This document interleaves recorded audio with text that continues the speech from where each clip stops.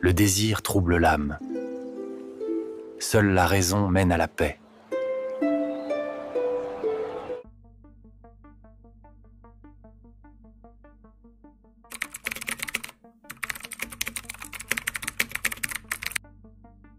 Chacun de nous livre un combat quotidien.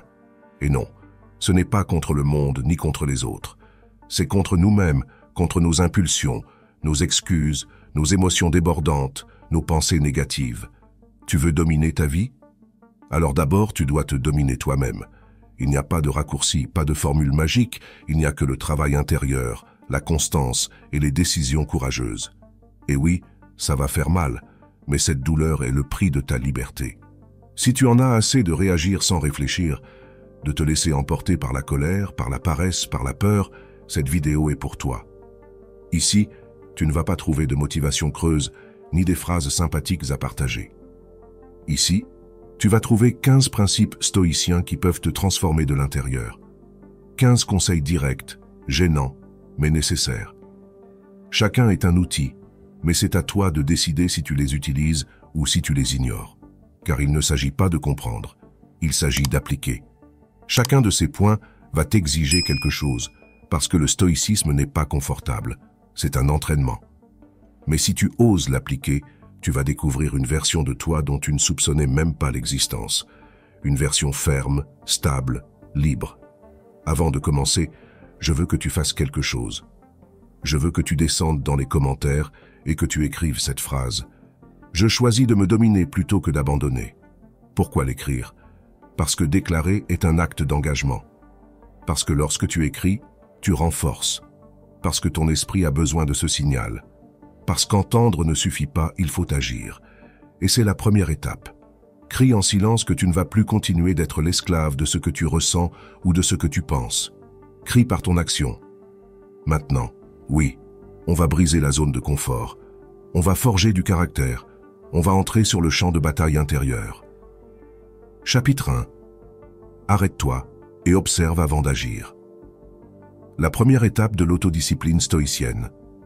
Te dominer commence au moment où tu décides de ne pas obéir à ton premier élan, parce que tu n'es pas ta rage, ni ton anxiété, ni ta peur. Tu es celui qui peut regarder ses émotions en face et choisir quoi en faire. Et pour cela, tu dois d'abord apprendre à observer. La plupart des gens réagissent comme s'ils étaient esclaves de ce qu'ils ressentent. On leur dit quelque chose qui ne leur plaît pas et ils explosent déjà. Ils se frustrent et abandonnent. Ils sont gênés et se plaignent. Ainsi, ils vivent au gré de leurs états intérieurs, comme s'ils n'avaient aucune alternative. Mais toi, tu n'es pas la plupart des gens. Si tu lis ceci, c'est que tu veux plus. Tu veux du pouvoir sur toi-même. Tu veux choisir. Alors commence par là. Avant de parler, avant d'agir, avant de décider, arrête-toi, respire, observe. Tu es en train de discuter avec quelqu'un, tu sens le sang te monter à la tête, ton orgueil bouillonne. Ta réaction naturelle serait de répondre avec colère, mais arrête-toi une seconde, observe-le. Ce n'est qu'une émotion, ce n'est qu'une histoire que ton esprit est en train d'inventer. Tu n'es pas obligé de la suivre. Tu peux respirer et choisir autre chose. Tu peux répondre fermement sans perdre ton calme ou ne rien dire. Ce moment de pause est du pouvoir à l'état pur. Tu te rends compte de ce que ça change?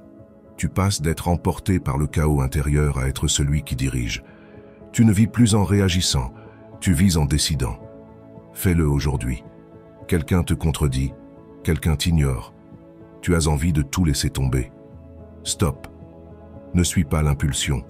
Regarde-le de l'extérieur. Demande-toi qui est aux commandes, moi ou mon émotion. N'attends pas d'être en crise pour t'y exercer. Entraîne-toi au quotidien, dans les embouteillages, dans la file du supermarché. Quand quelqu'un sur les réseaux sociaux te provoque, ne réponds pas par automatisme, observe par automatisme. C'est ça, la différence. Épictète l'a dit clairement, ce ne sont pas les choses qui nous perturbent, mais l'opinion que nous en avons.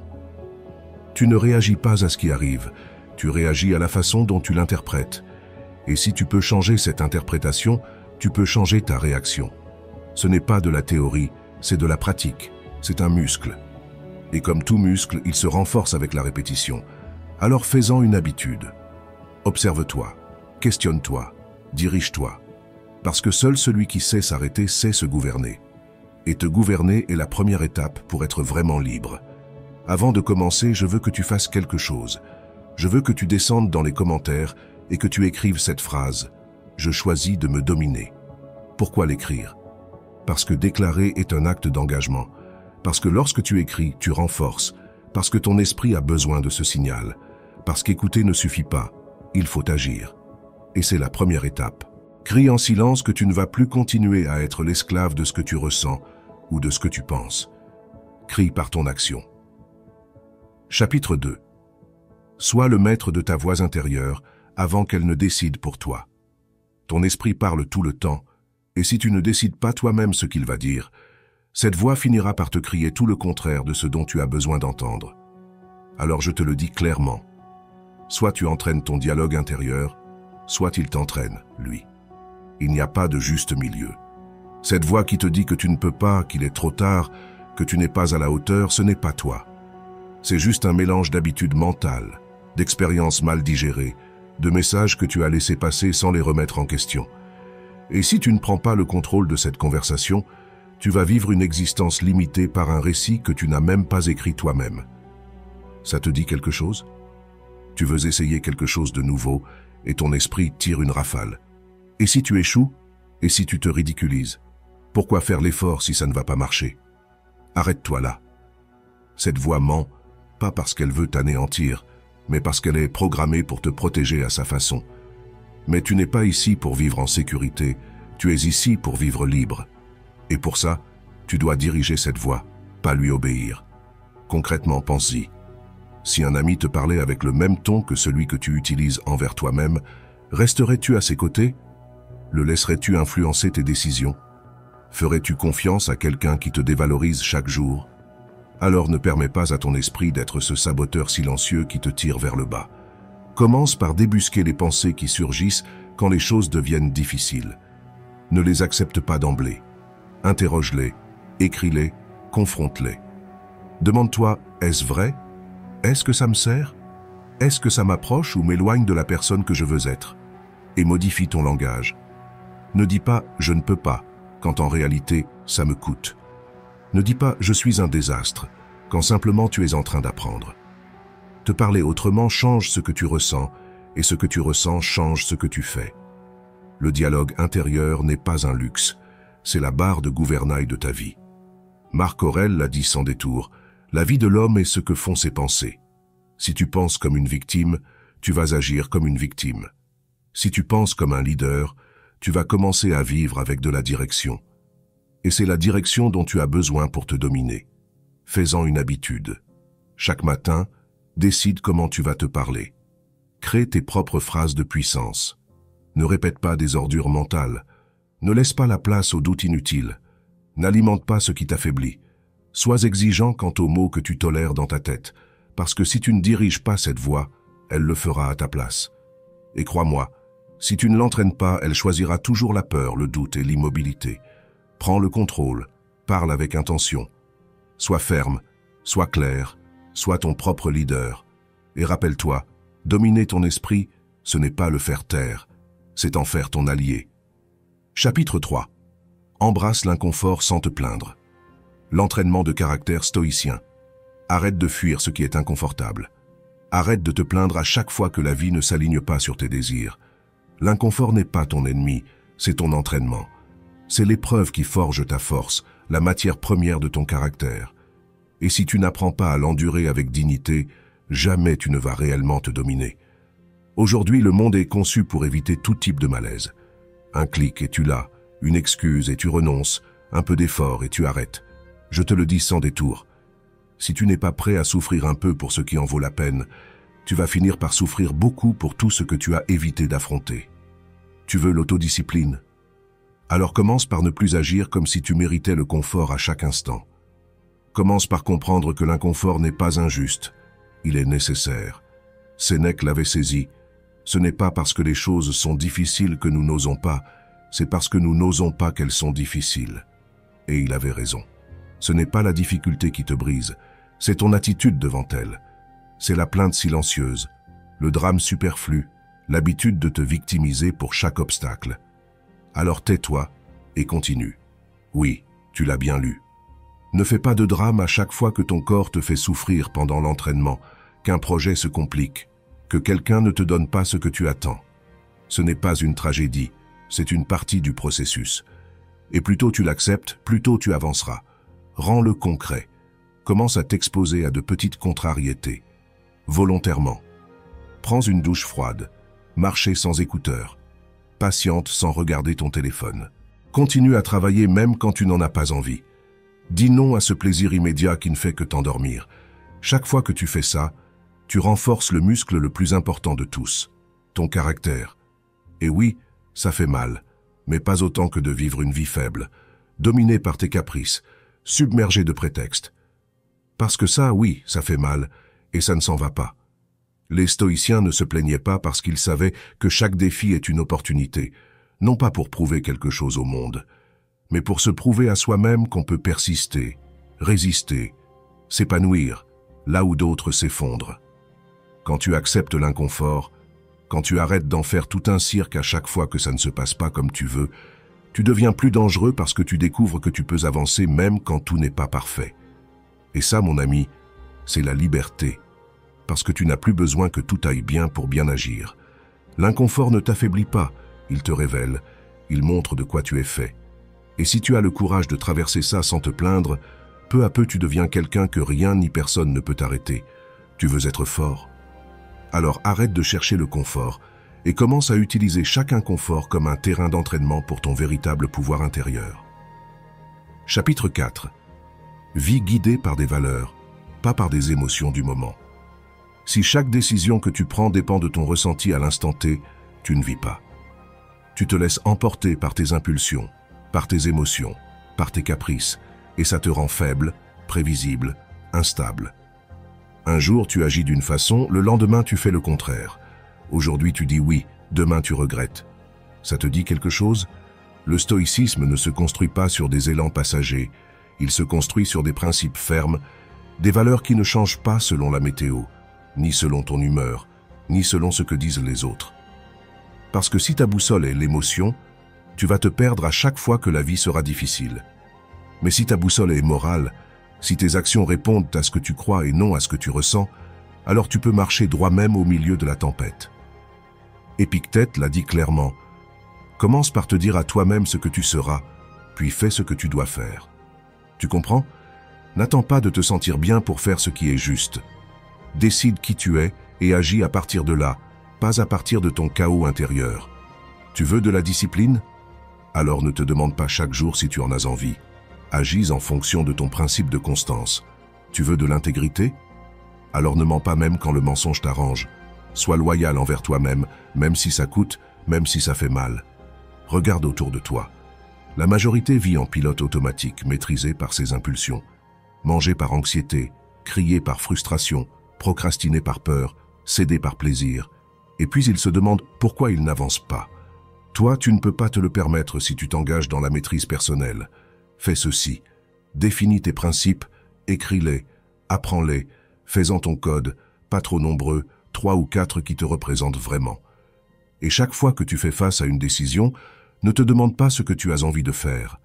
Demande-toi, est-ce que c'est cohérent avec ce que j'ai décidé d'être?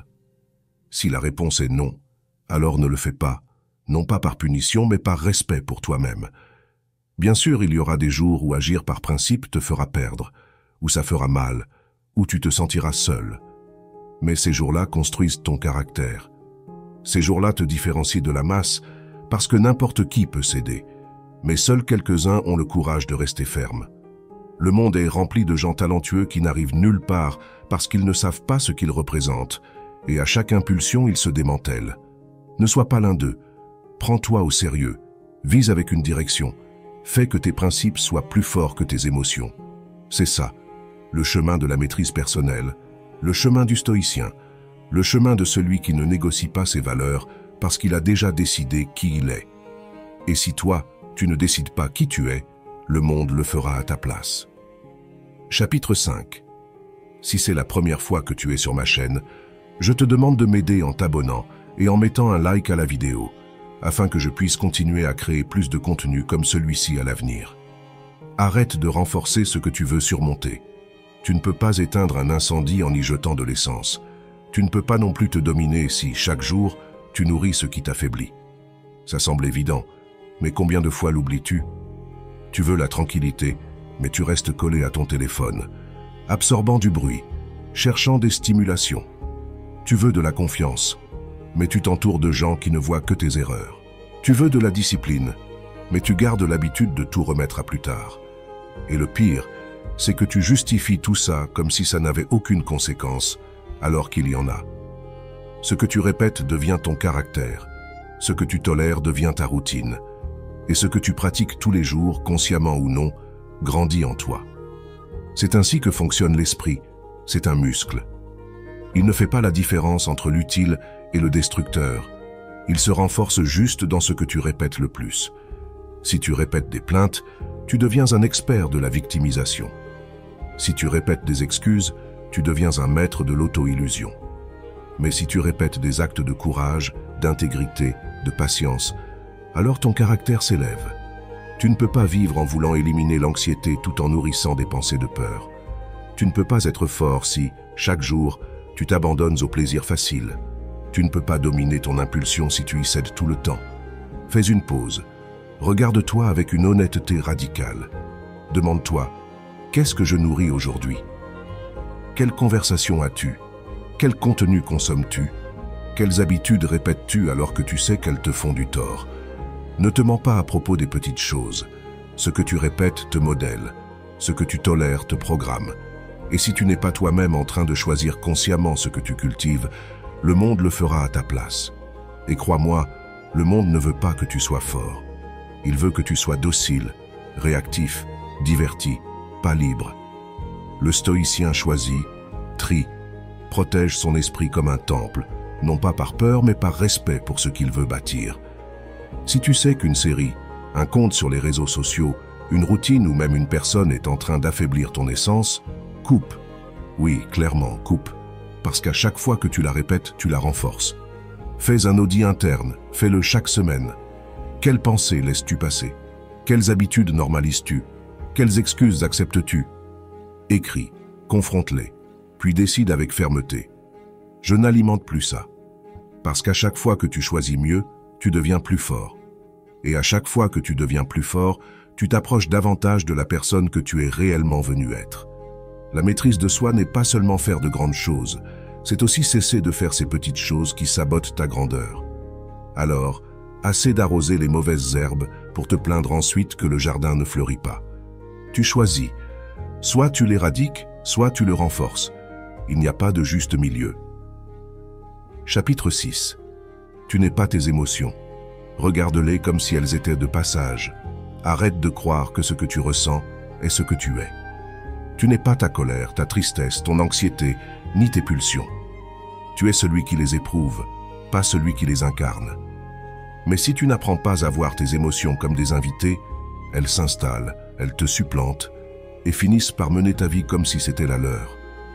Combien de fois t'es-tu laissé emporter par une colère de quelques minutes, mais dont les conséquences ont duré des années? Combien de décisions as-tu prises au cœur d'une tempête émotionnelle que tu as ensuite regrettées une fois l'orage passé? Voilà le piège. Confondre ce qui se passe en toi avec ce que tu es. Épictète l'a dit clairement. Ce ne sont pas les choses qui nous perturbent, mais l'opinion que nous en avons. Ne te laisse pas distraire par les apparences. Et cette opinion ne naît pas de la logique, mais d'une émotion immédiate que tu ne questionnes pas. Tu ressens, tu réagis, et là tu perds. Le stoïcien ne refoule pas, il observe. L'émotion survient, il la ressent, il l'étudie, et puis il choisit quoi faire.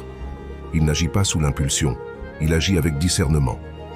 Cette seconde de pause entre ressentir et réagir, c'est là que naît l'autodiscipline. Cette pause, c'est ton pouvoir. Tu peux voir ta colère sans devenir colérique. Tu peux ressentir de la tristesse sans t'enfoncer dans l'autocompassion. Tu peux reconnaître l'anxiété sans agir comme si le monde allait s'écrouler. Comment? En considérant tes émotions pour ce qu'elles sont, des phénomènes passagers. Elles arrivent, font du bruit, et si tu ne les nourris pas par des pensées réactives, elles repartent, comme un visiteur qui frappe à la porte, mais que tu décides si tu laisses entrer ou non. Imagine que tu es dans une dispute, quelqu'un te dit quelque chose qui te blesse. L'émotion surgit, colère, déception, orgueil blessé.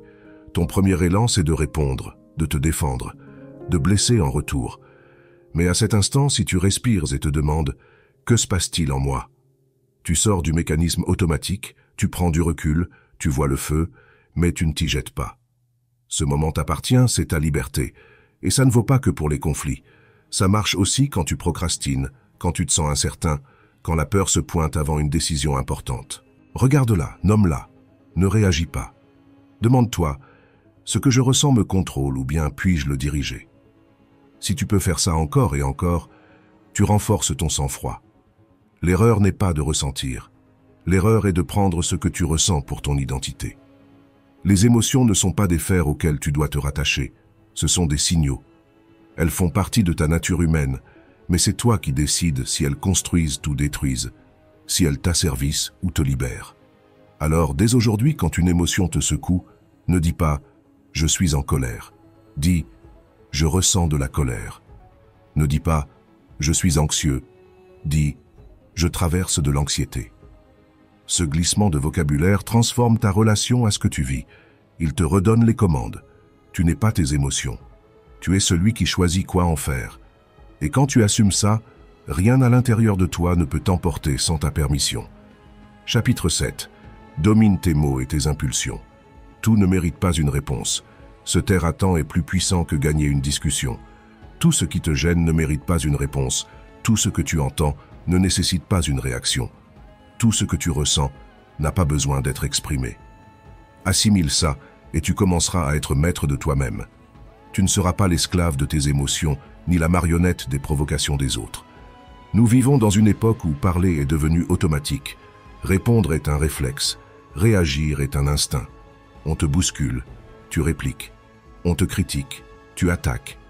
Quelqu'un dit quelque chose qui ne te plaît pas et ton orgueil bondit comme un ressort. Et tu sais ce que tu obtiens avec ça? Tu perds le contrôle. Tu livres ta paix à quiconque appuie sur le bouton adéquat. Un vrai stoïcien sait quand parler, comment parler, et surtout quand il vaut mieux se taire. Parce qu'il ne s'agit pas d'avoir le dernier mot, il s'agit d'avoir le dernier contrôle. Et ça, mon ami, c'est bien plus précieux. Marc Aurèle disait « La meilleure réponse à une offense est le silence, non pas par lâcheté, mais par puissance. » Parce que si tu ne renonces pas à ton niveau à celui de l'autre, tu t'élèves. Parce que lorsque tu gardes tes mots, tu préserves ton énergie. Parce que lorsque tu choisis de ne pas réagir, tu montres que ton équilibre vaut plus qu'une victoire éphémère. Imagine, combien de fois as-tu regretté quelque chose prononcé sur un coup de sang? Et combien de fois as-tu regretté de t'être abstenu? Exactement. Parler sous le coup de l'émotion, c'est facile. Parler avec sagesse, ça, c'est l'autodiscipline. Et souvent, la sagesse consiste à ne pas parler du tout. Maîtriser tes mots ne veut pas dire te réprimer. Ça veut dire diriger ton feu dans la bonne direction. Ça veut dire comprendre que chaque mot que tu prononces construit ou détruit, que chaque phrase peut être un outil ou une arme.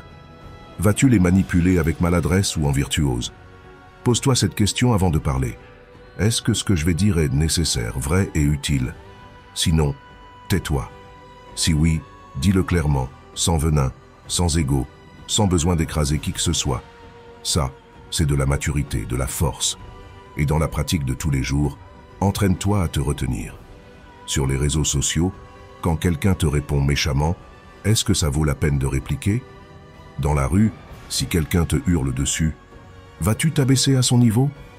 Dans une dispute avec quelqu'un que tu aimes, veux-tu avoir raison ou préserver la relation? Ne confonds pas se taire et se rendre. Parfois, le silence est le rugissement le plus puissant qui dit « Tu ne m'entraînes pas, tu ne me rabaisses pas, tu ne me domines pas ». Le silence tactique agit comme un mur entre ta paix et le chaos de l'autre. Ta bouche ne doit pas être une arme automatique, elle doit être un canal conscient. Et pour ça, tu as besoin d'un frein intérieur, de sang-froid, de lucidité, parce que celui qui ne peut pas se taire ne peut pas non plus se commander. Souviens-toi de ça. Qui domine ses mots, domine sa destinée. Alors la prochaine fois que tu sens l'élan de réagir, arrête-toi, respire, réfléchis, choisis. Parce qu'il ne s'agit pas de parler plus, il s'agit de mieux parler ou, quand c'est avisé, de ne pas parler du tout. Chapitre 8. Prépare-toi au difficile avant qu'il n'arrive. Je vais te dire quelque chose que tu n'as peut-être pas envie d'entendre. La vie ne sera pas toujours facile. Les difficultés sont inévitables. La souffrance fait partie de l'existence. Tu peux essayer de t'y soustraire autant que tu veux, mais tôt ou tard, ça te rattrapera. Et quand ça arrivera, si tu n'es pas prêt, tu t'écrouleras. Mais si tu t'anticipes à ce qui est dur, le choc sera moins violent. La douleur ne te surprendra pas et c'est ce qui te donnera ta vraie puissance. Le stoïcisme n'est pas une philosophie de la pensée positive, ou d'espérer que tout se passe bien. C'est la philosophie de la préparation mentale, de s'attendre au difficile, d'embrasser ce que les autres rejettent. Les stoïciens comme Sénèque, Épictète et Marc Aurèle ne parlaient pas de fuir la souffrance, mais de l'affronter avec l'esprit lucide, le cœur solide et une volonté inébranlable. Parce qu'ils savaient que l'adversité est inévitable, mais que la façon de l'aborder, elle, ne l'est pas. Prépare-toi aux difficultés. Imagine les scénarios les plus sombres. Pense à ces moments où tout s'écroule, ce que tu appelles la malchance ou le malheur. D'autres y voient une occasion de renforcer leur caractère. Tu sais ce que font ceux qui se préparent?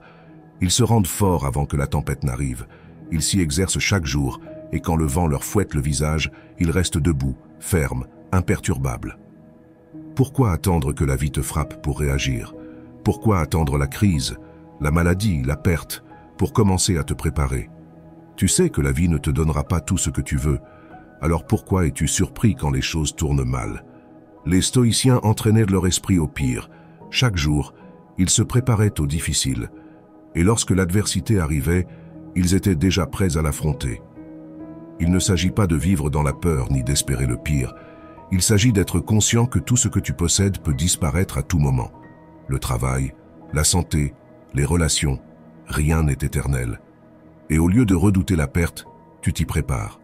Tu acceptes que la vie ne te doive rien et que toi seul es responsable de ta réaction face à l'adversité. Ce que ça t'apporte, c'est du contrôle. Parce que quand la souffrance arrive, elle ne te surprend pas. Tu l'as déjà visualisée, tu t'es déjà entraîné mentalement à la surmonter. Et pas seulement ça, mais ça te donne de la perspective. La vie ne sera jamais parfaite, mais celui qui s'attend au pire est prêt à vivre pour le meilleur. Imagine plutôt qu'attendre toujours que tout se passe bien. Tu te prépares à affronter les moments compliqués. Tu ne plonges pas dans l'étonnement, ni ne te noies dans le chaos. Tu t'y attends, tu le vois venir. Et le jour où ça arrive, tu ne perds pas ta contenance. Au lieu de te figer sous l'effet de la peur ou de la frustration, tu agis avec clarté, force et calme. Ça ne veut pas dire vivre dans l'attente du malheur, mais être prêt à tout, conscient que ce à quoi tu fais face n'est pas plus grand que ta capacité à le surmonter. Prépare-toi.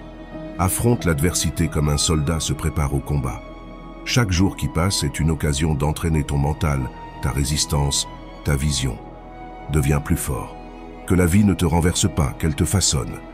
Parce que quand les temps difficiles arriveront, ceux qui ne se préparent pas seront submergés par la peur, la douleur et la surprise. Toi, si tu te prépares, tu seras invincible. Chapitre 9. Rien ne t'appartient totalement. Vis sans attachement. Je vais te le dire franc et direct. Rien ne t'appartient vraiment. Rien. Ni tes biens, ni tes relations, ni ton corps, ni tes succès. Ce que tu as aujourd'hui peut disparaître demain. La vie est changeante, imprévisible. Si tu t'accroches à ce que tu possèdes comme si c'était à toi pour toujours, tu te prépares à la souffrance. Parce que tôt ou tard, tout ce que tu aimes, tout ce que tu estimes tien partira. Et quand ça partira, tu te retrouveras vide, anéanti, parce que tu as construit ton bonheur sur quelque chose que tu ne peux pas contrôler. Le stoïcisme t'apprend une chose puissante. La liberté se trouve dans le fait de lâcher prise. Arrête de t'accrocher. Lâche la peur de perdre ce que tu as. Plus tu t'y agrippes, plus tu en dépends. Plus tu dépends, plus tu deviens vulnérable. Et quand tu perdras ce à quoi tu t'enchaînais, tu couleras. Si au contraire tu vis sans attachement, si tu comprends que tout ce que tu possèdes n'est qu'un prêt, la perte ne te détruira pas. Au contraire, elle te rendra plus fort. Réfléchis un instant. Qu'est-ce qui t'appartient vraiment? Tes réalisations, ton succès? Non. Le succès peut s'évaporer en un instant, à cause d'une crise économique, d'une erreur, d'une mauvaise décision. Tes relations, l'amour, l'amitié, Les gens que tu aimes ne t'appartiennent pas. Tu peux les perdre à n'importe quel moment. La vie change et les gens changent. Et il n'y a rien de mal à ça, c'est simplement la réalité. Admettre que rien ne t'appartient ne veut pas dire ne pas apprécier ce que tu as ni être insensible.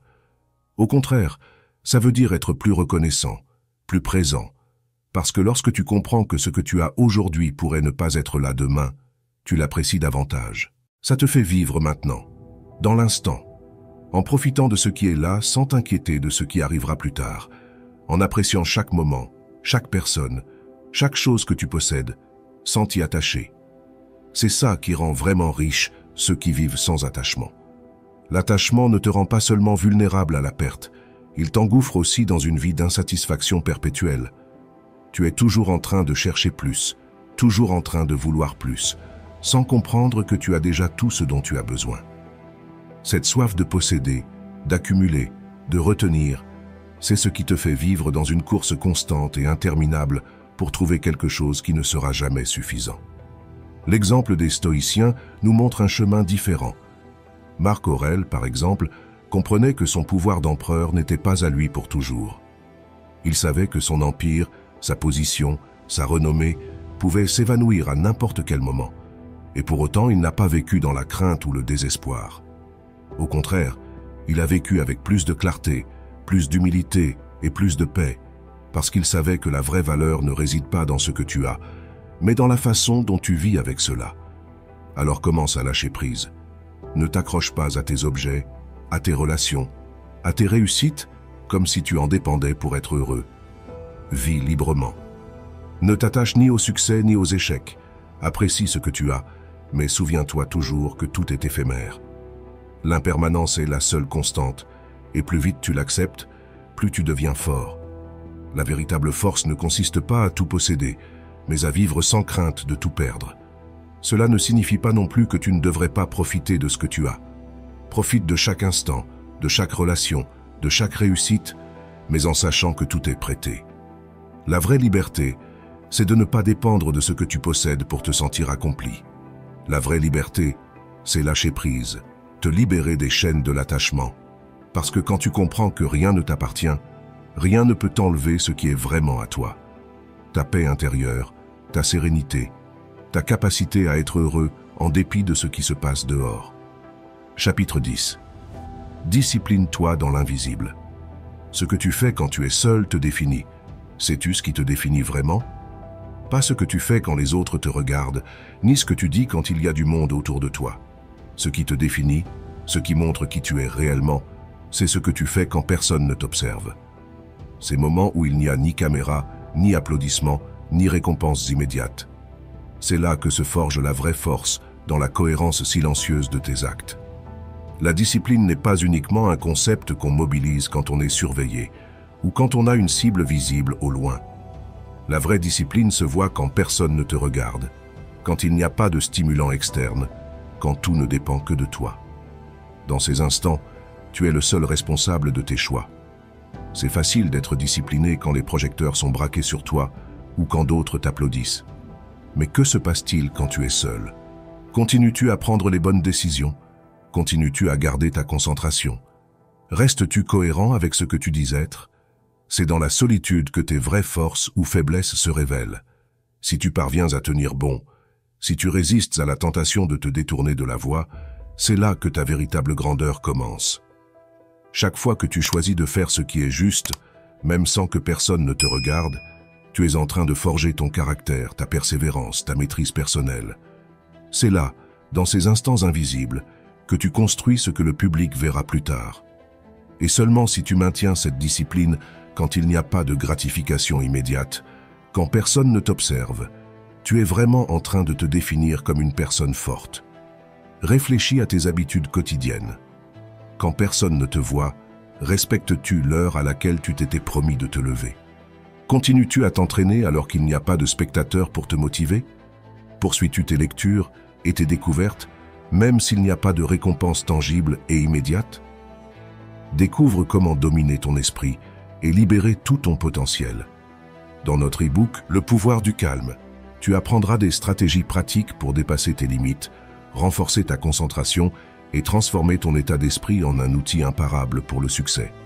Clique sur le premier commentaire épinglé pour l'obtenir dès maintenant. Si tu n'as pas la discipline de faire correctement les choses quand tu es seul, alors ta force sera superficielle, passagère. Ce que tu fais dans l'ombre se reflètera à la lumière. Les petites décisions de chaque jour constituent ta véritable identité. Ne cherche pas la validation extérieure. Le vrai pouvoir est dans la cohérence. Choisis de faire ce qui est juste, pas parce qu'on te voit le faire, mais parce que c'est juste. Il ne s'agit pas de briller sous les feux de la rampe, mais de savoir que, quand personne ne te voit, tu restes sur la bonne voie. C'est la discipline la plus forte, celle qui n'a pas besoin d'être vue par les autres pour exister.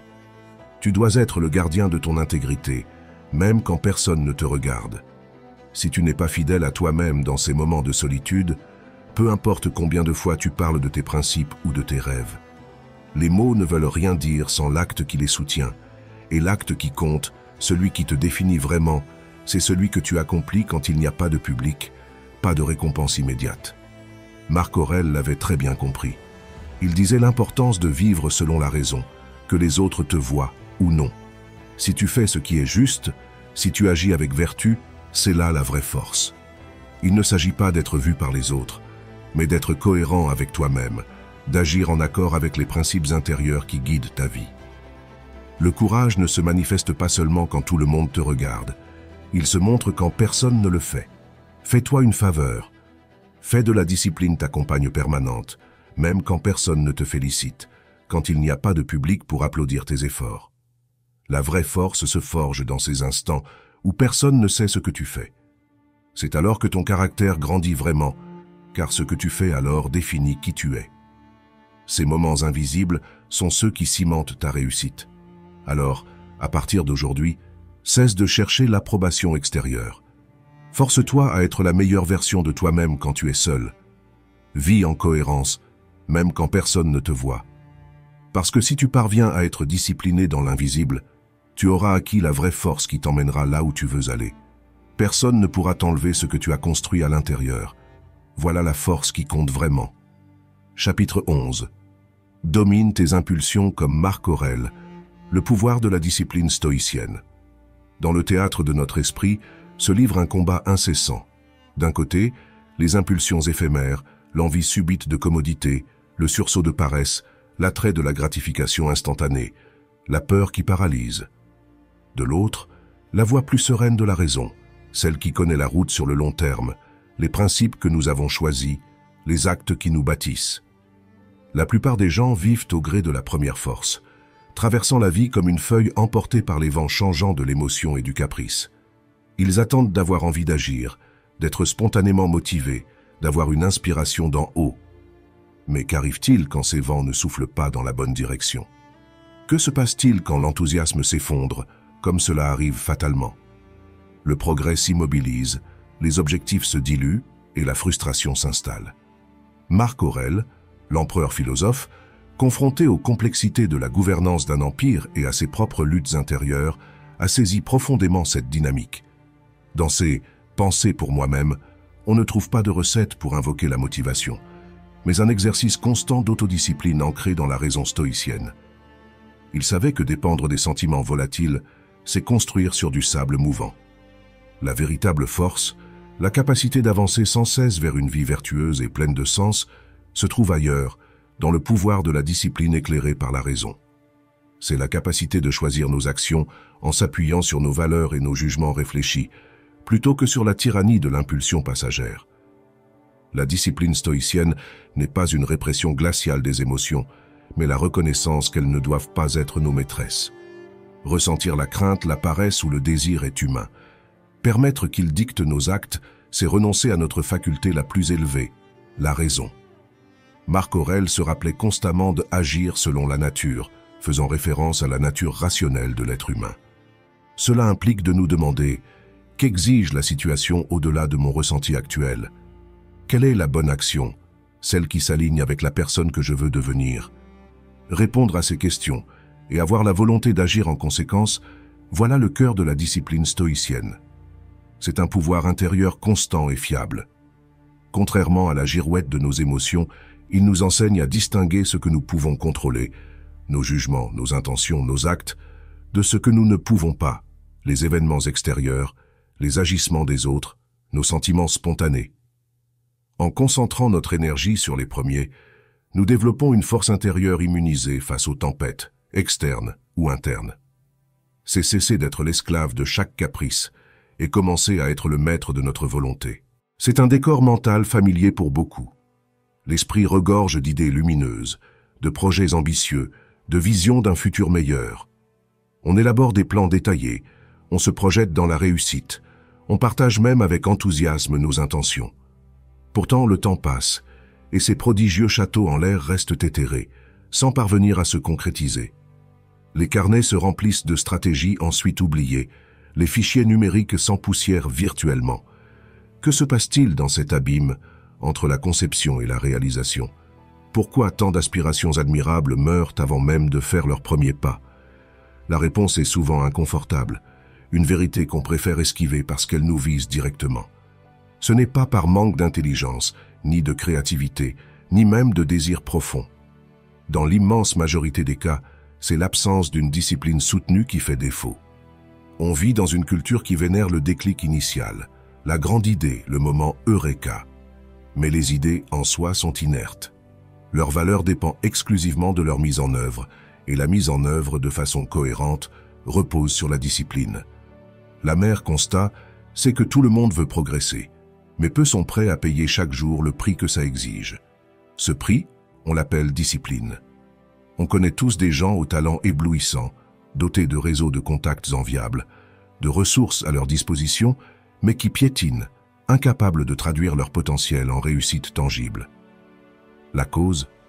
Souvent, ils attendent de se sentir prêts, espèrent un signe cosmique, le moment idéal où toutes les variables s'alignent, ou pire encore, ils laissent la fluctuation de leur humeur, l'enthousiasme du jour, l'apathie du lendemain, dicter leurs actes. C'est une faute stratégique majeure. Les moments parfaits sont rares, presque imaginaires. Les attendre, c'est être condamné à l'inaction perpétuelle. Se fier à l'émotion du moment, c'est comme bâtir une maison sur une rivière en crue. La fondation est instable, imprévisible. Aujourd'hui, tu te sens invincible. Demain, un doute te paralysera.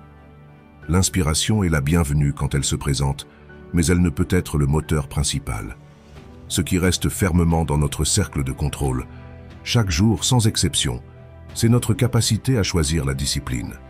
Chaque fois qu'on cède à la procrastination, qu'on opte pour la facilité plutôt que l'effort, on ne se contente pas de reporter un objectif, on entraîne activement notre esprit à abandonner. On affaiblit ce muscle intérieur de la volonté. La discipline n'est pas une punition, c'est l'outil qui nous permet de sculpter la réalité à partir de nos intentions. Sans elle, les plans les plus grandioses ne sont que des rêves éphémères. L'autodiscipline n'est pas un don mystérieux reçu à la naissance, ni un trait figé de la personnalité. Au plus profond, c'est une aptitude acquise, une compétence qu'on cultive. Pensons-y comme un muscle. Un muscle qui, laissé inactif, s'atrophie, s'affaiblit, perd sa capacité de réponse, mais qui, soumis à un effort constant et progressif, se renforce, se tonifie, devient plus résistant et plus compétent. Cette comparaison n'est pas qu'une métaphore élégante, elle traduit la nature dynamique et éducable de notre volonté. Chaque fois qu'on fait preuve d'autodiscipline, on effectue une répétition dans la salle de sport de notre caractère. À chaque fois qu'on cède à l'aisance ou à la procrastination, on saute cette séance vitale. Marc Aurèle, au cœur du tumulte de l'Empire et des inévitables épreuves de la vie, avait parfaitement compris cela. Son but n'était pas d'éliminer les soucis extérieurs, chose impossible, mais de construire une citadelle intérieure, une forteresse mentale imprenable face aux revers du destin et surtout face à nos propres faiblesses. Cette forteresse ne s'élève pas par de grands discours ou par des résolutions vagues, elle s'élève brique après brique, jour après jour, par l'entraînement continu de la volonté. Comment se déroule cet entraînement? Il ne réclame pas de scénario épique ni de défis surhumains. Il se pratique dans l'arène du quotidien, dans les petits choix que nous affrontons en permanence, du réveil au coucher. Le véritable entraînement inspiré de Marc Aurèle se trouve dans des gestes censément modestes, mais riches de sens. C'est décider de se lever du lit dès que le réveil sonne, même si le corps réclame 5 minutes de plus dans la chaleur et l'obscurité, se rappelant, comme lui se le rappelait, qu'on a un devoir à remplir, une fonction rationnelle à assumer dans ce monde. C'est le choix de s'attaquer à cette tâche inconfortable ou fastidieuse qui traîne, plutôt que de s'abriter dans des divertissements agréables. C'est répliquer avec calme et lucidité à une provocation, au lieu de se laisser emporter par la colère ou la rancœur. C'est tenir sa promesse, même si le contexte a changé ou si l'enthousiasme du début s'est dissipé. C'est manger avec modération, parler avec intention, prendre un moment de réflexion sereine, plutôt que de saturer chaque instant de bruit extérieur. Chacune de ces petites victoires contre l'inertie, contre l'élan instinctif, ajoute une fibre musculaire aux muscles de la discipline. Au début, l'effort semble important, la résistance intérieure tenace, mais à chaque répétition réussie, la route se dégage un peu. L'esprit commence à enregistrer un nouveau schéma. Je suis capable de faire ça, même quand je n'en ai pas envie. Cet ensemble de preuves tangibles d'autogouvernance, c'est ce qui cimente la forteresse intérieure. On n'est plus aussi vulnérable aux caprices de l'instant ou aux pressions extérieures. On commence à agir à partir d'un centre de contrôle interne plus stable et plus résistant.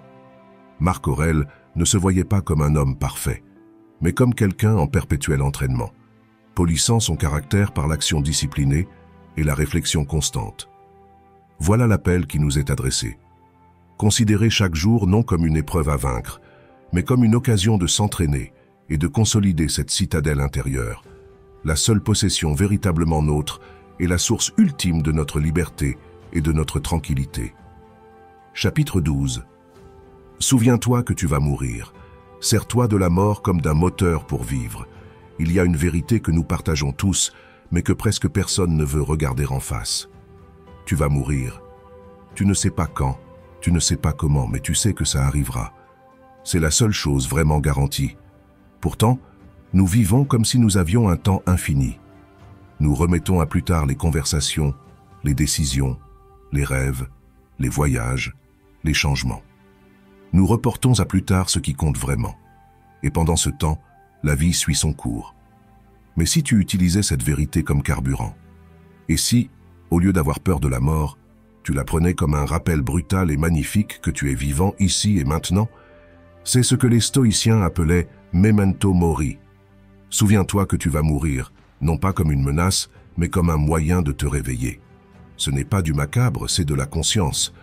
Parce que lorsque tu te souviens que ton temps est limité, tu cesses de le gaspiller pour ce qui n'a pas d'importance. Tu comprends qu'il ne vaut pas la peine d'entretenir la rancune, de t'inquiéter de ce que pensent les autres, ou de remettre à plus tard ta joie. La mort donne son sens à la vie, lui confère de l'urgence, de la valeur et une direction. Réfléchis aux moments les plus intenses de ta vie. N'était-ce pas précisément ceux où tu sentais que quelque chose pouvait s'achever? Un adieu fortuit, un accident qui t'a ébranlé, une nouvelle qui t'a laissé sans voix. Dans ces instants, tout le superflu disparaît, ne subsiste que l'essentiel.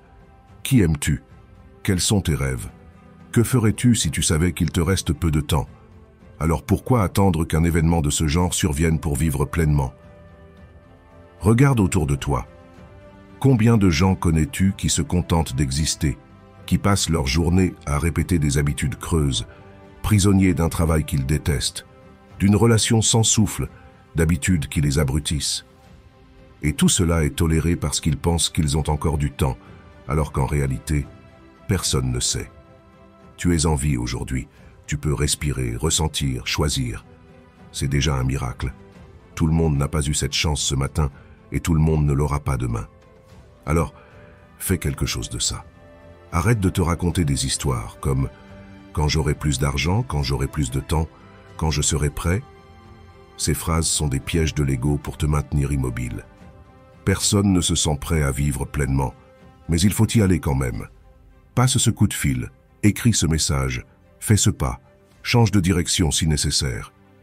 Ne gaspille plus de journées à faire ce qui te vole ton âme. Lance ce projet, mets fin à ce qui ne doit plus être, dis aux gens que tu les aimes. Vis de telle manière que si aujourd'hui était ton dernier jour, tu n'aies pas l'impression de l'avoir gâché.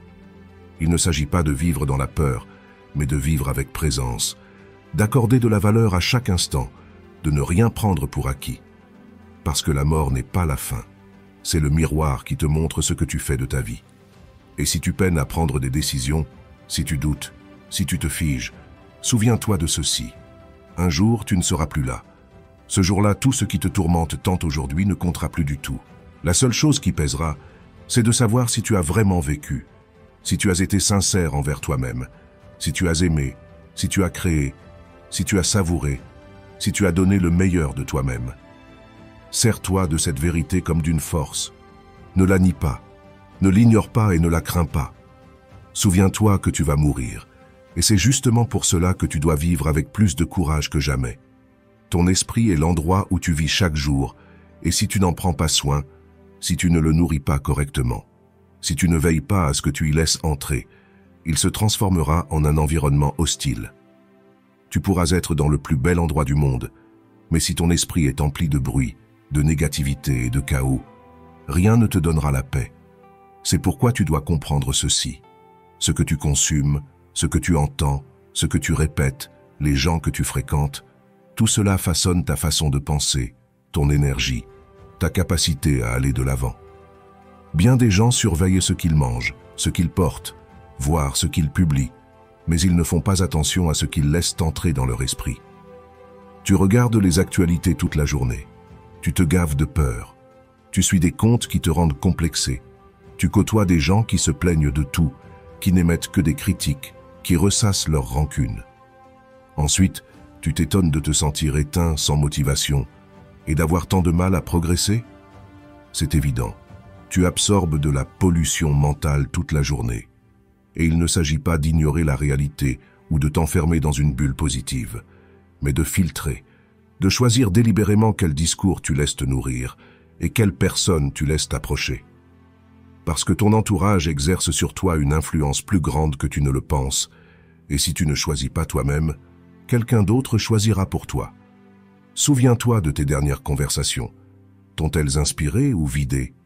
T'ont-elles donné envie de t'améliorer ou t'ont-elles rempli de doutes? Étaient-ce des occasions de grandir ou de simplement survivre? Voilà la différence entre ceux qui t'élèvent et ceux qui t'abaissent. Et même si tu ne peux pas toujours fuir tout le monde, tu peux choisir dans quelle mesure tu les laisses t'atteindre. Entoure-toi de gens qui t'encouragent, qui t'élèvent, qui te parlent avec sincérité et non avec jalousie. Des gens qui, quand tu hésites, te rappellent qui tu es, qui ne se moquent pas de tes rêves, mais te poussent à les réaliser. Et si tu ne les as pas près de toi, commence par devenir toi-même une de ces personnes, parce que l'énergie que tu dégages est aussi celle que tu attires. Et veille à tes propres pensées, car ce ne sont pas seulement les autres qui peuvent te polluer. Parfois, c'est toi-même qui te répète des idées inutiles. Je ne peux pas, il est trop tard, je ne suis pas assez bon. Si tu les laisses faire, elles deviennent la réalité, alors qu'elles ne le sont pas. Ce ne sont que des pensées, et tu peux les changer. Entraîne ton esprit. Ne reste pas à attendre que le négatif disparaisse tout seul. Lis des livres qui t'élargissent l'esprit. Écoute des contenus qui t'inspirent. Médite, écris. Remets en cause tes croyances. Fais le ménage dans ton esprit comme tu le fais dans ta maison. Sinon, il se recouvre de poussière, d'objets cassés, de vieux bruits, et on ne peut plus construire quoi que ce soit de bon. Ton esprit est un jardin. Sans entretien, ce sont les mauvaises herbes qui poussent. Si tu le cultives, il fleurit. Chaque jour, tu décides ce que tu regardes, ce que tu écoutes, à qui tu parles, ce que tu tolères. Fais-le avec intention. Sois le protecteur de ta paix mentale parce qu'avec un esprit clair, solide, focalisé, tu pourras traverser n'importe quelle tempête.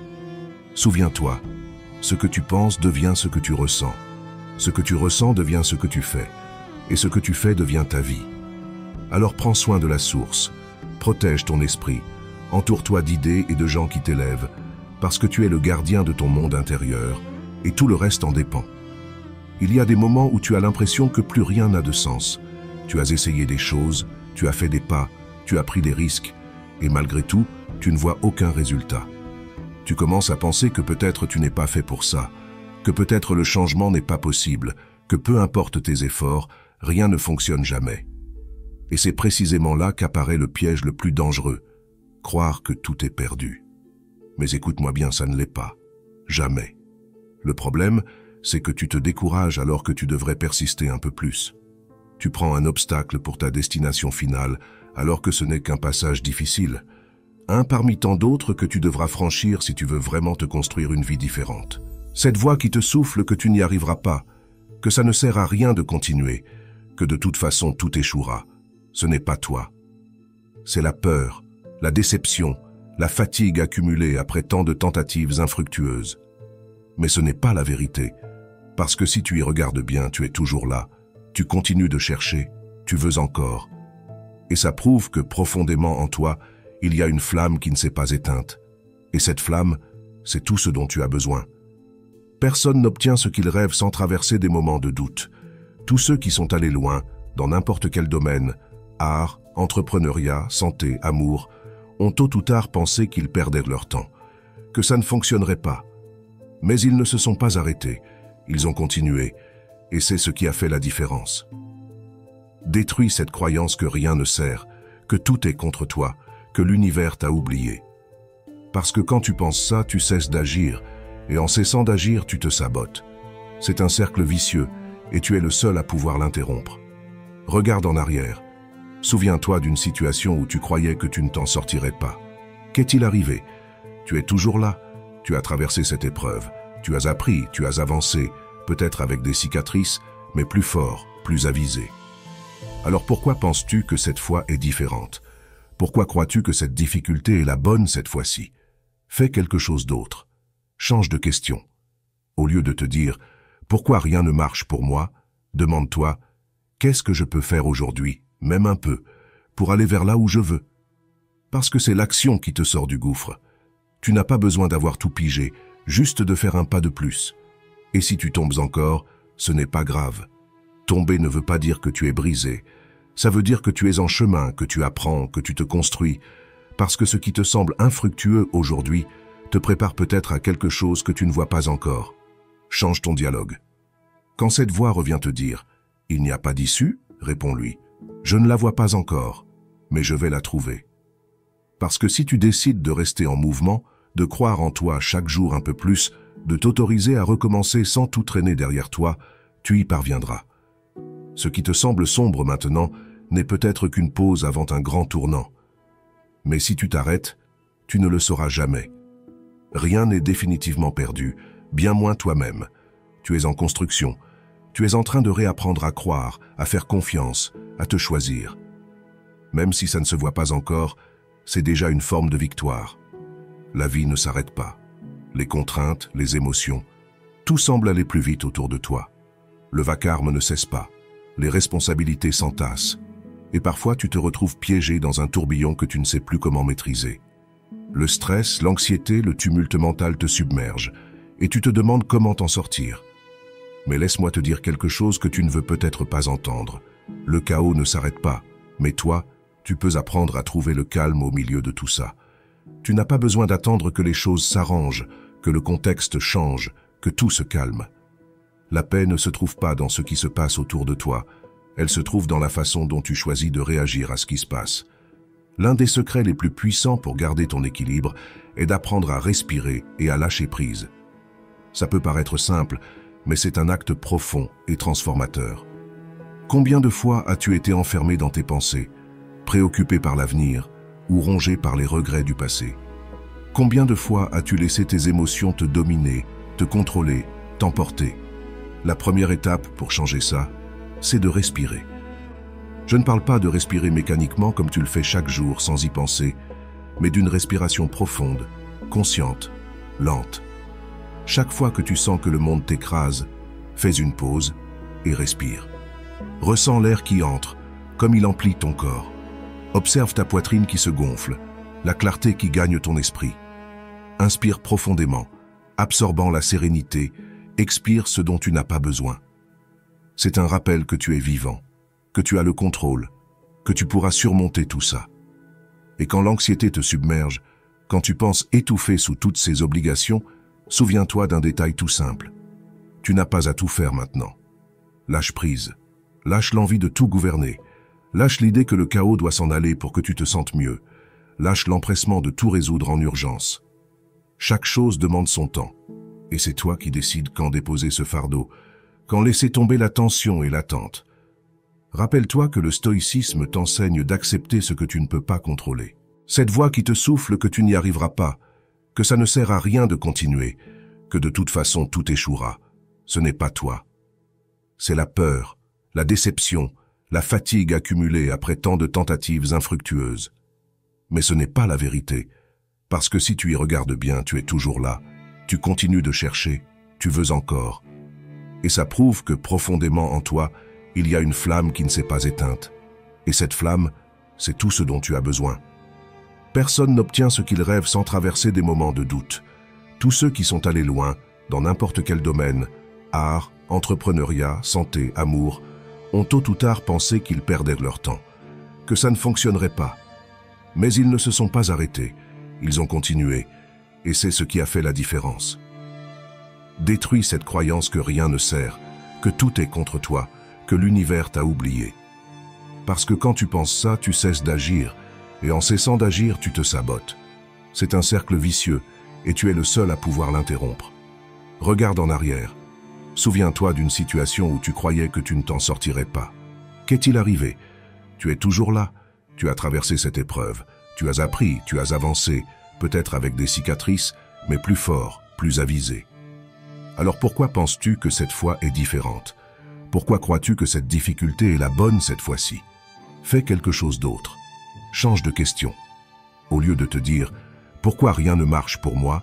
demande-toi « Qu'est-ce que je peux faire aujourd'hui, même un peu, pour aller vers là où je veux ?» Parce que c'est l'action qui te sort du gouffre. Tu n'as pas besoin d'avoir tout pigé, juste de faire un pas de plus. Et si tu tombes encore, ce n'est pas grave. Tomber ne veut pas dire que tu es brisé. Ça veut dire que tu es en chemin, que tu apprends, que tu te construis. Parce que ce qui te semble infructueux aujourd'hui te prépare peut-être à quelque chose que tu ne vois pas encore. Change ton dialogue. Quand cette voix revient te dire « Il n'y a pas d'issue », réponds-lui « Je ne la vois pas encore, mais je vais la trouver. » Parce que si tu décides de rester en mouvement, de croire en toi chaque jour un peu plus, de t'autoriser à recommencer sans tout traîner derrière toi, tu y parviendras. Ce qui te semble sombre maintenant n'est peut-être qu'une pause avant un grand tournant. Mais si tu t'arrêtes, tu ne le sauras jamais.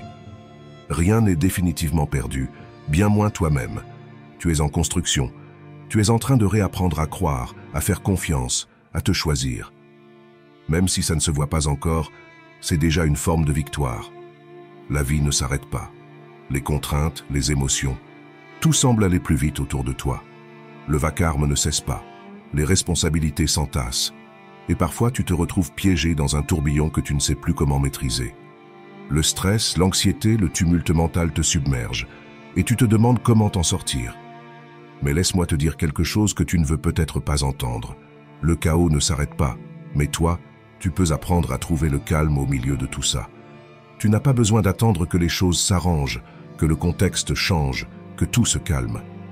La paix ne se trouve pas dans ce qui se passe autour de toi, elle se trouve dans la façon dont tu choisis de réagir à ce qui se passe. L'un des secrets les plus puissants pour garder ton équilibre est d'apprendre à respirer et à lâcher prise. Ça peut paraître simple, mais c'est un acte profond et transformateur. Combien de fois as-tu été enfermé dans tes pensées, préoccupé par l'avenir ou rongé par les regrets du passé? Combien de fois as-tu laissé tes émotions te dominer, te contrôler, t'emporter? La première étape pour changer ça, c'est de respirer. Je ne parle pas de respirer mécaniquement comme tu le fais chaque jour sans y penser, mais d'une respiration profonde, consciente, lente. Chaque fois que tu sens que le monde t'écrase, fais une pause et respire. Ressens l'air qui entre, comme il emplit ton corps. Observe ta poitrine qui se gonfle, la clarté qui gagne ton esprit. Inspire profondément, absorbant la sérénité, expire ce dont tu n'as pas besoin. C'est un rappel que tu es vivant, que tu as le contrôle, que tu pourras surmonter tout ça. Et quand l'anxiété te submerge, quand tu penses étouffer sous toutes ces obligations, souviens-toi d'un détail tout simple. Tu n'as pas à tout faire maintenant. Lâche prise. Lâche l'envie de tout gouverner. Lâche l'idée que le chaos doit s'en aller pour que tu te sentes mieux. Lâche l'empressement de tout résoudre en urgence. Chaque chose demande son temps. Et c'est toi qui décides quand déposer ce fardeau, quand laisser tomber la tension et l'attente. Rappelle-toi que le stoïcisme t'enseigne d'accepter ce que tu ne peux pas contrôler. C'est cultiver la patience pour persister pendant les périodes de plateau. et faire confiance que l'effort cumulé génère une progression intérieure qui finira par se manifester à l'extérieur. En bref, c'est passer du statut de touriste enthousiaste dans le territoire de nos objectifs à celui de résident engagé, travaillant la terre jour après jour, sous le soleil ou sous la pluie. L'impulsion initiale t'engage sur la route. La constance disciplinée, c'est ce qui t'assure d'atteindre la destination. Parler de discipline est inspirant. En comprendre l'importance est capital, mais sans une méthode concrète pour la cultiver, on court le risque de se cantonner à la simple aspiration. Forger une discipline à toute épreuve n'a rien de miraculeux. C'est un processus de construction volontaire, analogue à l'édification d'un bâtiment solide. Il faut un plan, des matériaux adéquats et un travail sans relâche. Même si chacun devra adapter le processus à sa situation, il existe des principes universels, une sorte de feuille de route qui peut guider la transformation de l'intention en habitude enracinée, puis en une seconde nature. Voici un démembrement de ces étapes essentielles, non pas en guise de formule rigide, mais comme des piliers sur lesquels ériger ta propre force intérieure. Premier pas, la fondation, le pacte minuscule et inviolable. L'erreur la plus commune, c'est de vouloir trop en faire dès le départ. L'ambition excessive conduit souvent à l'épuisement et à l'abandon. C'est pourquoi le premier pas, la base de tout, consiste à établir un pacte avec toi-même, si simple qu'il en devient presque impossible à rompre. Choisis une action concrète, liée à tes objectifs, mais réduis-la à sa plus petite expression faisable. Tu veux lire plus? Engage-toi à lire simplement une page par jour. Faire de l'exercice? Commence avec 5 minutes de marche ou 10 pompes. Méditer. 1 minute de respiration consciente. L'important, ce n'est pas l'ampleur de l'action, mais l'infaillibilité de son exécution. Chaque jour où tu respectes ce petit pacte, tu envoies un message puissant à ton subconscient. Je suis quelqu'un qui tient parole, surtout la parole donnée à moi-même. C'est le socle de la confiance en soi et le moteur initial du changement. C'est la première brique, petite mais essentielle, sur laquelle se reposera toute la structure. Deuxième pas, la charpente, créer des rituels délibérés. Une fois la fondation posée, et après avoir prouvé à toi-même que tu peux tenir un petit engagement, il est temps d'élever la structure. Cela passe par la mise en place de routines ou de rituels. La discipline prospère dans un cadre prévisible. Laisser le hasard décider à quel moment tu feras tes choix importants ou comment tu vas te sentir revient à inviter l'échec. Conçois ta journée, ou au moins tes plages clés, de manière à ce que tes actions souhaitées s'insèrent dans le flux naturel et non dans une lutte perpétuelle contre l'inertie. Fixe des horaires précis pour les tâches cruciales, prépare ton environnement pour favoriser l'action juste. Prépare tes affaires de sport, élimine les distractions numériques, détermine à l'avance ce que tu vas faire, quand et où. Les routines ne t'emprisonnent pas, elles te libèrent. Libère ton énergie mentale de l'obligation de prendre la même décision encore et encore, te permettant de te concentrer sur l'exécution. Elle transforme la discipline, qui demandait un effort conscient à chaque fois, en un processus plus automatique et plus durable. Troisième pas, la boussole, enregistrer ses progrès et reconnaître ses efforts. Ce qui ne se mesure pas se perfectionne difficilement. Pour garder ton cap et ta motivation sur la durée, tu as besoin d'une boussole, un système pour traquer tes avancées. Il n'a pas à être complexe, un simple calendrier où tu coches les jours où tu as tenu parole, un journal d'habitude ou une application de suivi. Le but est double. D'abord, donner une vision objective de ta constance ou de son manque, te permettant d'ajuster la trajectoire si nécessaire. Ensuite, peut-être plus essentiel encore, c'est une reconnaissance tangible de tes efforts. Voir la chaîne des jours respectés, même si les actes sont minuscules, renforce la nouvelle identité que tu es en train de forger, celle d'une personne disciplinée. Célèbre mentalement ces petites réussites, reconnais l'effort. Ce retour visuel et émotionnel constitue un carburant pour la persévérance, surtout quand les signes extérieurs de succès n'apparaissent pas encore. Quatrième pas, la résilience, accepter rapidement et reprendre immédiatement. Il est inévitable que certains jours tu échoues. La perfection n'existe pas et constitue un objectif paralysant. Tu vas trébucher, dévier, vivre une mauvaise journée. L'enjeu n'est pas d'éviter la chute, mais de voir comment tu réagis après. Le piège, c'est de permettre à un écart de tout faire s'effondrer, de transformer un mauvais jour en une mauvaise semaine ou en un renoncement total. Une discipline à toute épreuve ne veut pas dire ne jamais tomber, mais se relever à chaque fois, et vite. Exerce la compassion envers toi-même. Reconnais l'erreur sans te condamner, puis tout de suite, sans délai, réaffirme ton engagement et reprends le chemin. Pardonne-toi d'avoir dérapé, mais ne te complais pas dedans. Chaque fois que tu te redresses après une chute et rattrapes ta routine, tu consolides ta résilience, le muscle le plus vital de tous. Tu prouves que ton vrai engagement est plus fort que n'importe quel accident isolé. Voilà le signe d'une discipline durable. Nous avons examiné la discipline comme moteur d'accomplissement, comme un burin pour sculpter notre destin par l'action constante. Mais limiter sa valeur aux seules réussites extérieures reviendrait à ignorer sa récompense la plus intime et peut-être la plus précieuse, la paix intérieure, la sérénité et la force morale qui émanent d'un caractère sous contrôle. Au-delà des résultats tangibles, la tâche achevée, l'objectif atteint. Il existe une métamorphose silencieuse dans notre monde intérieur, un état d'équilibre et de calme que Marc Aurèle et les stoïciens tenaient pour l'un des biens suprêmes de l'existence humaine. Cette paix n'est pas un cadeau passif du destin. C'est une conquête active, et la discipline en est l'outil cardinal. Prenons un instant pour envisager l'autre versant, la tourmente intérieure héritée du défaut de discipline. C'est cette sensation permanente d'être à la traîne, de culpabiliser en sourdine pour les tâches importantes qu'on a repoussées, d'éprouver une angoisse diffuse devant le désordre de nos propres projets inachevés. C'est vivre dans un état de réactivité, agité par chaque impulsion, chaque distraction, chaque saute d'humeur. C'est la frustration de savoir ce que nous devrions faire, mais de nous trouver en train de faire l'inverse, engendrant une friction interne, une dissonance cognitive qui vole notre énergie et notre clarté. Ce manque d'autogouvernance nous fait nous sentir faibles, peu fiables envers nous-mêmes et vulnérables aux tempêtes émotionnelles. Le bruit intérieur est constant, empêchant la réflexion paisible et la prise de décision lucide. Cette absence de maîtrise engendre la sensation de fragilité, d'insécurité, et fait en sorte que nous ne nous faisons pas vraiment confiance.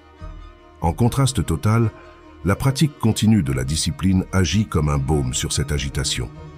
À chaque fois que nous choisissons l'action juste plutôt que l'impulsion facile, que nous nous tenons à un engagement personnel, nous alignons notre comportement avec nos valeurs et notre raison. Cette cohérence interne dissipe la dissonance. Marc Aurèle ne s'employait pas à résorber tous les tracas extérieurs de l'Empire romain. Il cultivait une citadelle intime, forgée sur la base de jugements corrects et d'actes vertueux. Pour lui, la discipline était un entraînement quotidien permettant de maintenir cette citadelle. En nous focalisant sur ce qui dépend de nous, nos pensées, nos jugements, nos actes, et en acceptant avec sérénité ce qui ne dépend pas de nous, nous développons l'ataraxie, cette tranquillité imperturbable que les stoïciens tenaient en si haute estime. Comment la discipline engendre-t-elle cette paix? D'abord, elle réduit massivement la charge mentale liée à l'hésitation et à la procrastination. Quand les routines sont établies et les engagements tenus, on libère de la bande passante mentale. Ensuite, elle bâtit un socle inébranlable d'estime de soi et de confiance en soi. Chaque acte de discipline est un défi relevé, la preuve concrète qu'on peut se gérer. Cette confiance est un pilier essentiel de la sérénité. Nous savons que nous pouvons faire face aux épreuves parce que nous avons cultivé la force intérieure nécessaire. Enfin, elle nous donne un sentiment d'agentivité et de sens. Nous ne sommes pas des feuilles ballottées par le vent, mais des architectes actifs de notre parcours.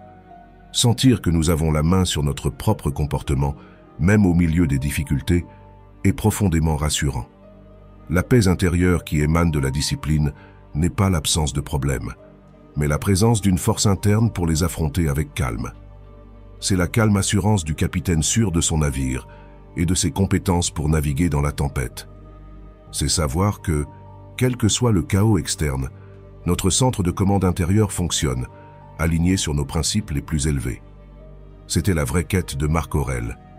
Pas une vie sans défis, mais un esprit sans troubles auto-induits, une sérénité conquise à la force du poignet par l'exercice incessant de la vertu et de la discipline. Une forteresse qui ne crie pas, mais soutient. Une paix qui n'est pas de la passivité, mais le fruit d'un gouvernement actif de soi-même. Nous avons parcouru le paysage de la discipline, sa puissance, sa mécanique, et nous avons entrevu la sérénité qu'elle apporte. Mais toute analyse, Toute compréhension, toute inspiration devient stérile si elle ne nous conduit pas à cet instant essentiel. La décision et l'action qui en découlent. Et cet instant, c'est celui-ci, le moment présent.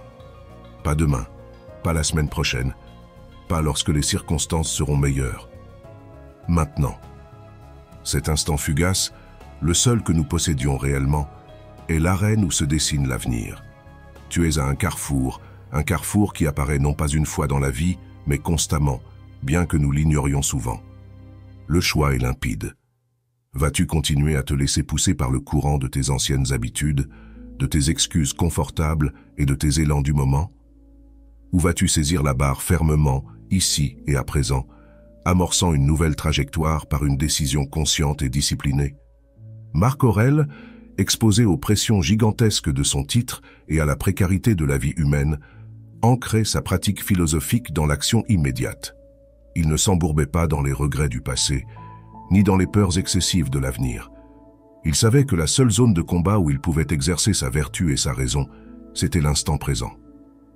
Ne te sens-tu pas honteux de ne consacrer à cette tâche que ce qui te reste dans ta vie, le temps que la raison te désigne, se demandait-il.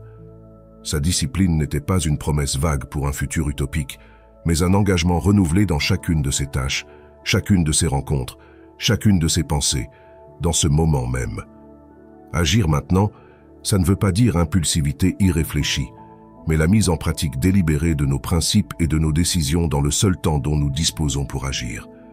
Attendre le moment idéal, c'est se bercer d'une illusion subtile, un prétexte pour fuir l'effort que la discipline réclame aujourd'hui. Regarde autour de toi, regarde en toi. Combien de fois as-tu dit « Je commencerai demain » ? Combien de projets valables sommeillent dans le tiroir de la procrastination? Combien d'opportunités de croissance as-tu manqué parce que tu ne te sentais pas prêt ou que le décor n'était pas parfait? Chaque journée que tu laisses l'inertie remporter est une journée perdue, irrécupérable, une brique de moins dans l'édifice de la vie que tu veux et mérites. Chaque excuse que tu avales, aussi petite soit-elle, affaiblit ta détermination et renforce l'habitude de renoncer. Mais la bonne nouvelle, c'est que cette trajectoire n'est pas définitive. Ici même, tout de suite, tu peux tracer une ligne dans le sable. Tu peux décider qu'à partir de maintenant, c'est toi qui tiens les rênes. Décider d'embrasser la discipline ne nécessite ni cérémonie pompeuse, ni métamorphose instantanée de la personnalité. Ça demande quelque chose de plus simple et plus puissant. Un choix conscient et ferme. Dire « stop » à la dérive et « oui » à l'autogouvernance. C'est prendre conscience que toi, et toi seul, es l'ultime responsable de tes actes, donc de l'orientation de ta vie. Pas besoin d'attendre la permission ni la validation d'autrui, ni un signe de l'univers. Le pouvoir réside dans ta capacité à choisir et à agir en accord avec tes meilleurs jugements, à partir de cet instant. Marc Aurèle nous rappelait sans cesse la fugacité de la vie et l'importance de ne pas gaspiller le temps présent. Chaque instant est une chance pour exercer la vertu, pour agir avec un but, pour endosser la personne que nous aspirons à être. Alors je te le demande, vas-tu continuer à attendre? Vas-tu tolérer qu'un jour de plus s'évanouisse dans le brouillard des bonnes intentions jamais tenues? Ou vas-tu prendre la décision qui change tout, la décision d'être discipliné, non parce que c'est facile, mais parce que c'est nécessaire, non parce que tu en as toujours envie, mais parce que tu as un but plus élevé que tes caprices passagers. Cette décision, prise maintenant et maintenue jour après jour, est le levier qui peut soulever ton monde. Ne sous-estime pas le pouvoir de cet instant. Agis, choisis, commence maintenant. Chapitre 14. L'art de ne pas réagir. Respire, reste immobile, ne fais rien. Ça te coûte? Je sais.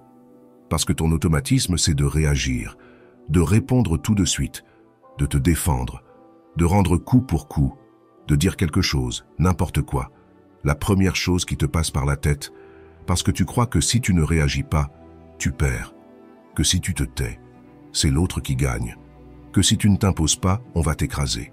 Mensonge. Réagir sans réfléchir, c'est ce que font ceux qui ne se dominent pas, ceux qui sont encore gouvernés par leurs émotions, comme des feuilles poussées par le vent.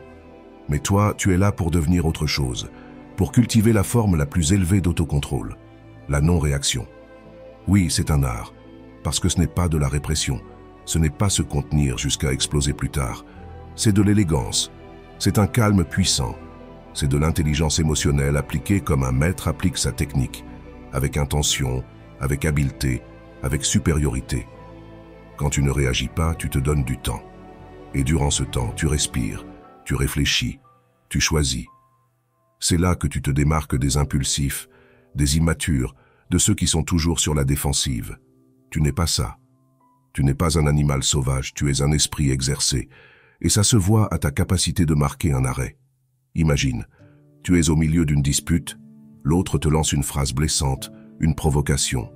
Ton corps réagit d'emblée, le cœur s'emballe, tes muscles se crispent, ton orgueil hurle, réponds tout de suite. Mais non, tu ne réponds pas. Tu restes en silence, tu le regardes, tu respires, tu le laisses même parler seul s'il le faut. Ce n'est pas de la faiblesse, c'est un contrôle total, c'est de l'art. Ne pas réagir, ce n'est pas de l'indifférence, c'est de la sagesse. C'est comprendre que tout ne mérite pas ton énergie, que tout ne vaut pas ta sérénité, qu'il y a des batailles qu'on gagne en n'y entrant pas, et que le silence est souvent plus humiliant pour l'autre que 1000 mots. Apprends ceci, toute réaction rapide est un piège. Quand tu réagis sans réfléchir, c'est toujours l'émotion qui parle. Et l'émotion déchaînée ne choisit jamais bien. L'émotion ne cherche pas la justice, elle veut la vengeance. Elle ne veut pas l'équilibre, elle veut le défoulement. Mais tu n'es pas là pour te défouler n'importe comment. Tu es là pour te maîtriser, pour te transformer. Écoute-moi attentivement.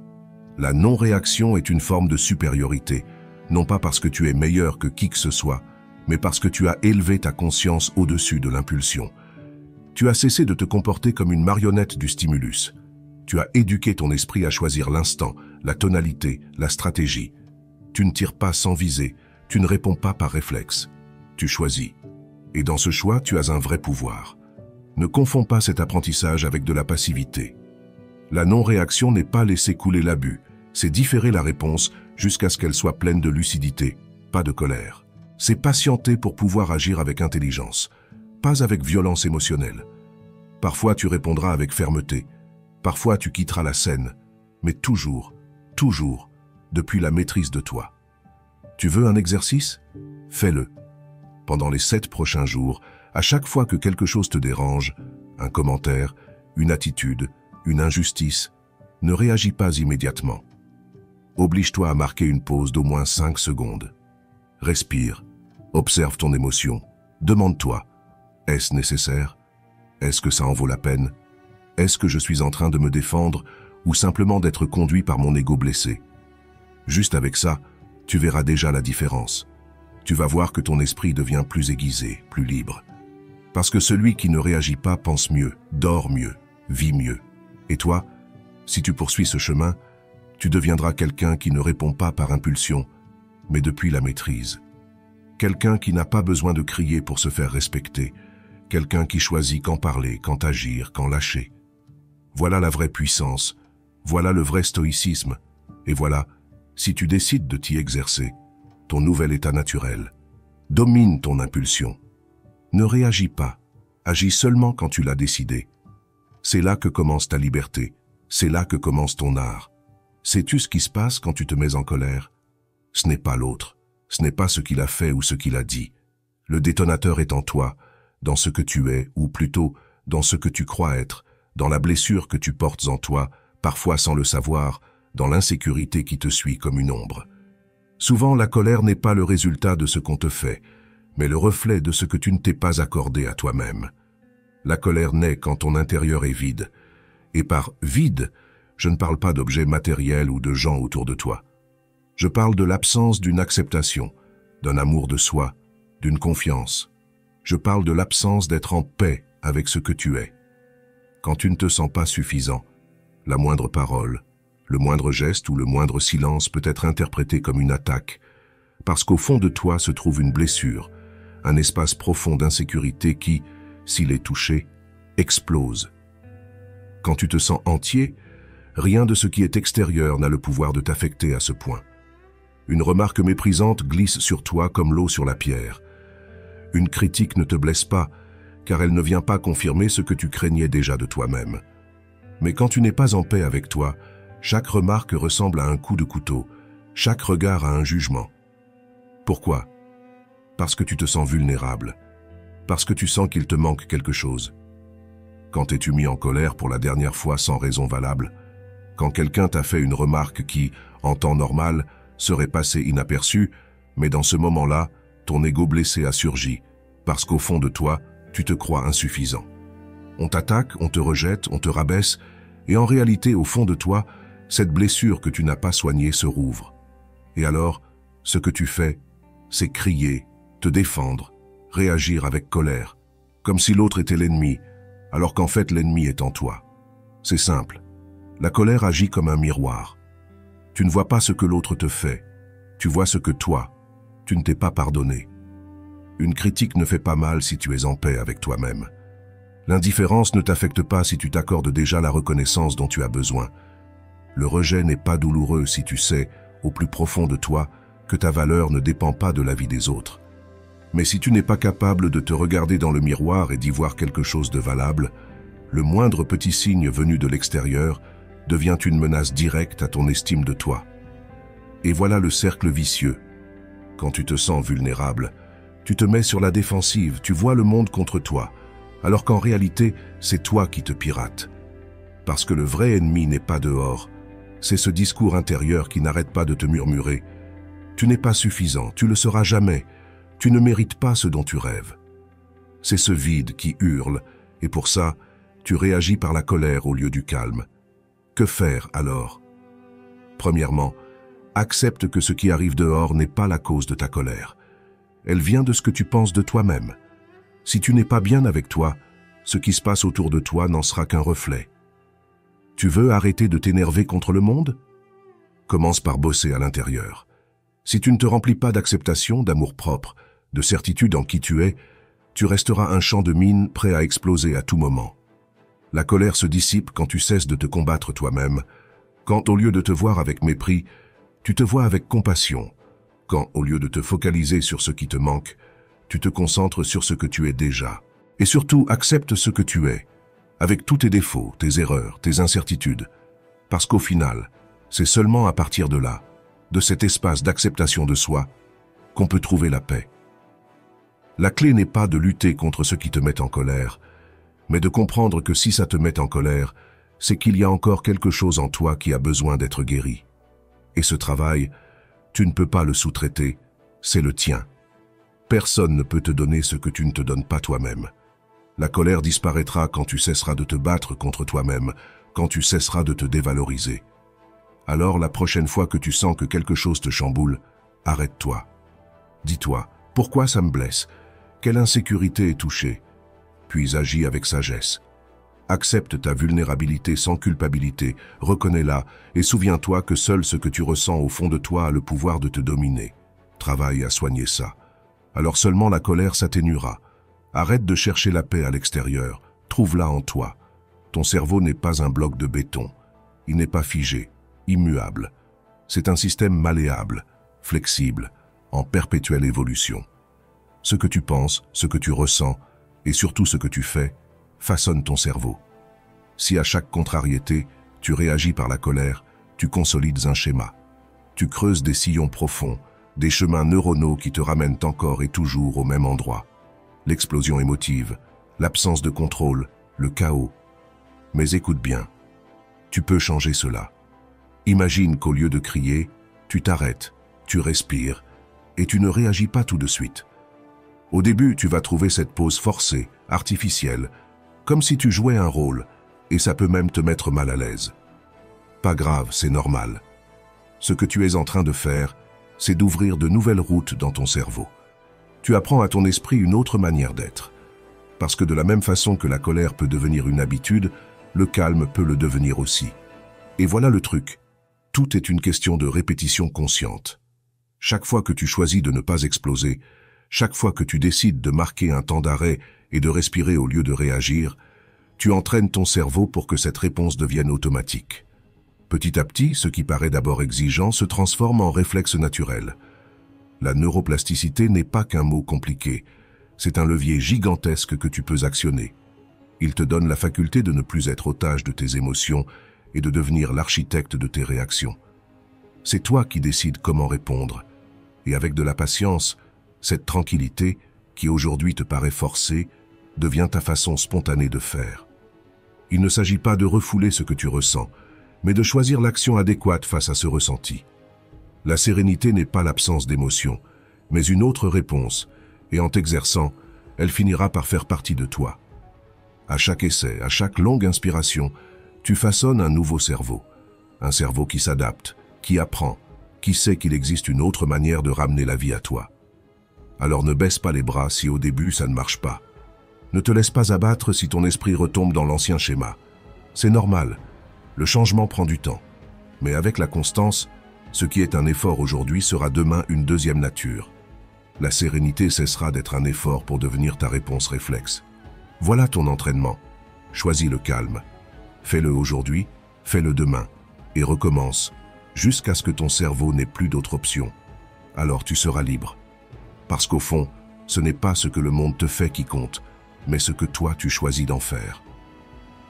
Chapitre 15. La force de l'amour face à la colère. La colère ne naît jamais par hasard. Elle se nourrit du négatif, de ce qui te blesse, de ce qui te frustre. L'injustice, ce qui manque, ce qui ne s'accomplit pas, ce qui n'est pas comme tu l'avais espéré. Tout cela se transforme en carburant pour le feu de la colère. Mais il existe une alternative, un moyen d'éteindre ce feu avant qu'il ne se transforme en incendie. Cette alternative, c'est l'amour.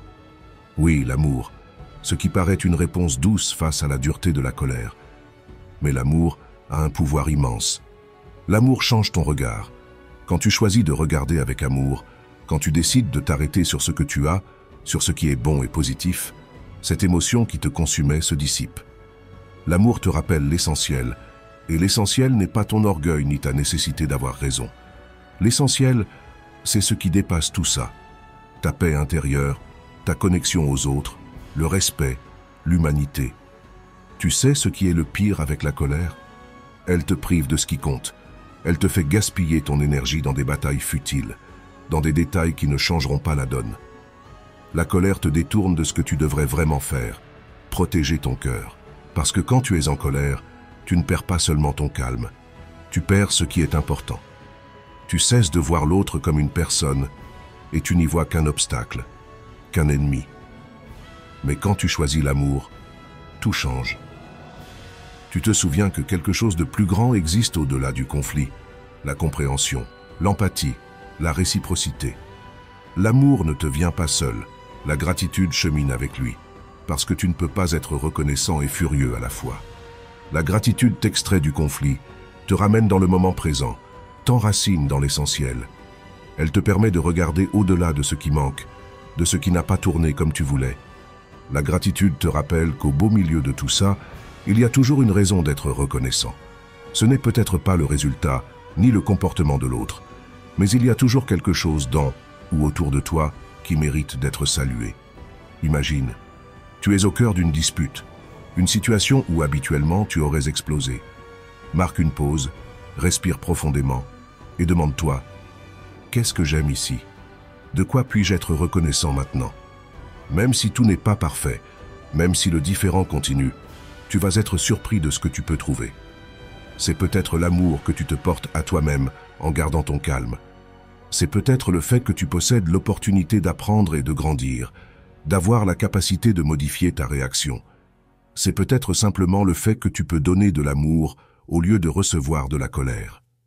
La sérénité naît quand on arrête de défendre son ego, quand on arrête de s'accrocher à l'obligation d'avoir raison et qu'on commence à se soucier de ce qui est réellement primordial, notre cœur. Il ne s'agit pas de gagner le désaccord, il s'agit de préserver ce qui est en toi, de maintenir ta paix, de faire que l'amour soit la force qui guide tes décisions. Quand l'amour se montre, la colère perd son pouvoir. Ce n'est pas que le problème s'évanouisse, non. Le problème persiste, mais toi, tu changes. Ta perspective change, ta réponse change. Le conflit n'est plus quelque chose que tu dois remporter, mais quelque chose que tu peux résoudre avec sérénité, empathie, respect. Et c'est là que la paix s'installe dans ta vie, quand tu n'agis plus pour assouvir ton ego, mais que tu agis depuis ton cœur. Aujourd'hui, choisis l'amour, choisis la gratitude, et tu verras qu'avec le temps, la colère se dissout, non pas parce que le monde est parfait, mais parce que tu as choisi de le voir depuis un autre angle. Et quand tu changes, tout change. Le non n'est pas un méchant. Ce n'est pas un mot qu'il faut craindre ni qu'il faut éviter. Dire non, c'est un acte d'amour de soi. Et ce n'est pas non plus un manque de gentillesse ni un rejet envers les autres. C'est la marque la plus pure de respect que tu peux avoir pour toi-même. Parce que si tu n'es pas capable de mettre des limites, si tu laisses les autres les franchir en restant muet, tu n'es pas en train d'être gentil. Tu es en train de t'abandonner, toi.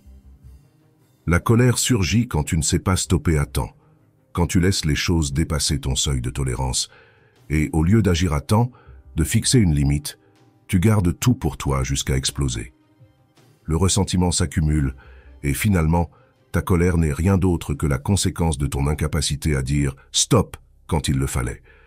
Avoir du courage, c'est savoir dire non, sans culpabilité, sans regret. Le non, ce n'est pas rejeter les autres, c'est rejeter ce que tu ne veux pas, ce qui ne te sert pas, ce qui ne te respecte pas. Tu as peur de dire non? Tu crains que les autres le prennent mal? Alors il est temps de te pencher sur la question. Si tu dis toujours oui, oui, d'accord, pas de souci, je vais le faire pour toi. Qui prend soin de toi? Qui te respecte? Qui préserve ta paix? Tout ce qu'on te demande ne mérite pas forcément un oui. Toutes les relations ne méritent pas ton énergie. Le respect débute par celui que tu as envers toi-même. Et si tu n'es pas capable de tracer une ligne claire, tu laisses les autres définir les termes de ta vie. Et quand c'est les autres qui les définissent, l'épuisement est garanti. La paix s'évapore, et le pire, c'est que bien souvent, tu mets du temps à t'en rendre compte, jusqu'à ce que la colère ou l'amertume prennent le dessus.